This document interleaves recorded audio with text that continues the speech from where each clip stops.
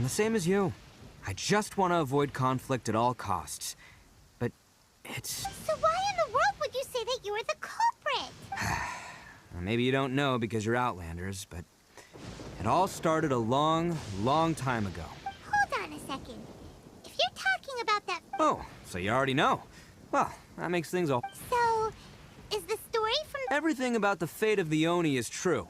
The Blue Oni chose exile, and the Crimson Oni, but the other details aren't historically accurate. Fairy tales are nice stories, but there's something they leave out. It's a little thing called the cold, hard truth. The Inazuma of long ago was a dangerous place. If you wanted the Raiden Shogun's protection, you had to have a good relationship with the humans. The Oni are a proud kind, so it wasn't easy for them to ask others for acceptance. Over time, the Oni eventually split into two factions. The Crimson Oni were friendly with the humans, but the Blue Oni, they were more stubborn and insisted on keeping to their own. Paimon thought you were two different species. So really, you're all... Yep, that's right. There's no real difference between us. We just paint our horns different colors to show which side we belong to. Because humans were still wary of Oni at the time. The Crimson Oni always hoped to find a way to live in peace with the humans, but the Blue Oni kept clashing with humans. Didn't see a difference between Crimson and Blue Oni. All they knew was that Oni were hard to get along. If things were to continue that way, the Oni were never gonna get along with humans.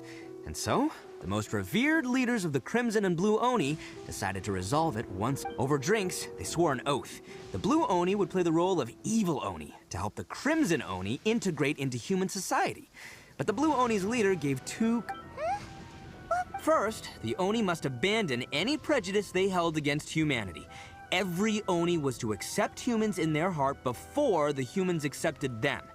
Oni were not to use their strength to mistreat humans, but were also not to stand for mistreatment against themselves. Second, the Crimson Oni were to integrate with human society, but not by trying to please the humans. The Oni were to embrace their own honest characters, their surging tempers, and their awesome strength to win respect. In other words, they were to carry on the Oni bloodline while also protecting our Oni pride.